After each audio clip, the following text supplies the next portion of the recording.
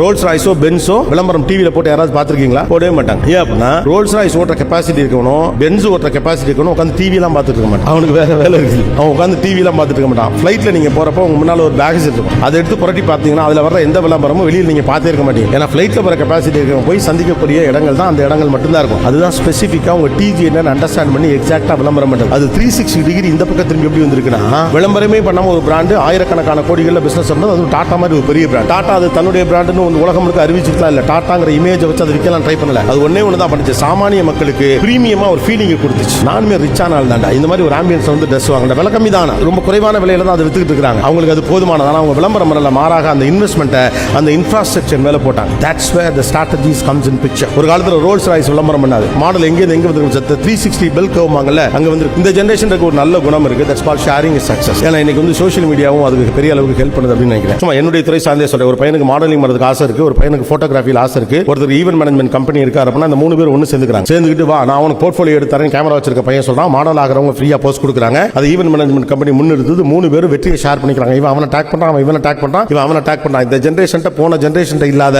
ஒரு நல்ல குணமும் சூப்பர் குணமும் நான் ஒருத்தனுக்கு ஷேர் பண்ணா அவன் ஜெயிச்சிருவாங்கிற பயம் உங்கள்கிட்ட இல்லங்கிறது அவங்களுடைய பிக்கஸ்ட் அட்வான்டேஜ். கேபிட்டலைஸ். இது முன்னால ஒரு பெரிய பயம். கடைசி வரைக்கும் நம்மளுக்கு சூத்திரத்தை சொல்லி தெரிய மாட்டாங்க. அது எப்படின்னா அது எங்க அப்பா வந்தா தான் தெரியும் அப்படிம்பாங்க.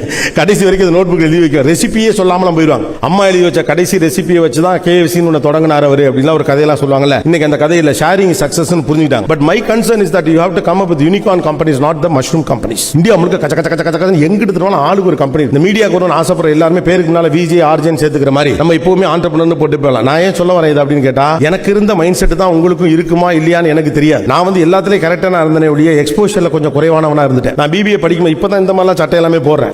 ஒய்ஃப் கூட கேட்டாப்ல நீ பிசினஸ் சமிட்னு போறீங்க, பிளைனா ஒரு ஷர்ட் பார்க்க அதெல்லாம் பரவாயில்ல போட்டும் போ, இதே போட்டு போறேன். ஏன்னா ரொம்ப காலமா வெறும் ஸ்ட்ரைப் ஷர்ட் மட்டும் தான் நான் போட்டிருக்கேன். டிகிரி படிக்கிறதுல இதான் ஹேர் ஸ்டைல். பசங்க எல்லாம் ஃபங்க்லாம் வச்சு சுத்திட்டு இருக்கப்போ நோ நான் பிசினஸ் கிராஜுவேட், நான் MBA படிக்க போறேன் அப்படின்னு படிய வாரி க்ளீன் ஷேவ் பண்ணி நெட்கோ வரைக்கும் பட்டன் போட்டு பிளைன் கலர் ஷர்ட் போட்டு இல்லாட்டி ஸ்ட்ரைப் ஷர்ட் போட்டு இந்த மாதிரி ஒரு ஃபார்மல் ஷூ போட்டு தான் சுத்திட்டு இருந்தேன். ஏன்னா MBA படிக்க போறோம், நம்ம இப்படி தான் இருக்கணும், இப்படி தான் இருக்கணும், இப்படி தான் இருக்கணும். இதெல்லாம் கரெக்ட் பண்ண நான் MBA படிக்கிறதுக்கு என்ன பண்ணணும் மட்டும் கரெக்ட் பண்ணல. But it's good when you have an aspiration, when you are serious about something that the universe has its own ears that will take it to places, that will allow you to come to a business summit to talk to the students. விளம்பரமே பண்ணாம ஒரு brand ஆயிரக்கணக்கான கோடிகள்ல business பண்ணது. அது டாடா மாதிரி ஒரு பெரிய brand. Tata அது தன்னுடைய பிராண்டுன்னு உலகம் முழுக்க அறிவிச்சிருக்கலாம். இல்ல டாடாங்கிற இமேஜ் வச்சு அதை விற்கலாம் ட்ரை பண்ணல. அது ஒண்ணே ஒன்று தான் பண்ணுச்சு. சாமானிய மக்களுக்கு பிரீமியமா ஒரு ஃபீலிங் கொடுத்துச்சு. நானுமே ரிச்சான ஆள் தான்டா, இந்த மாதிரி ஒரு ஆம்பியன்ஸ் வந்து ட்ரெஸ் வாங்க விலை கம்மி தானா, ரொம்ப குறைவான விலையில தான் அதை வித்துக்கிட்டு இருக்காங்க. அவங்களுக்கு அது போதுமானதான அவங்க விளம்பரம் பண்ணல, மாறாக அந்த இன்வெஸ்ட்மெண்ட்டை அந்த இன்ஃப்ராஸ்ட்ரக்சர் மேல போட்டாங்க. That's where the strategies comes in picture.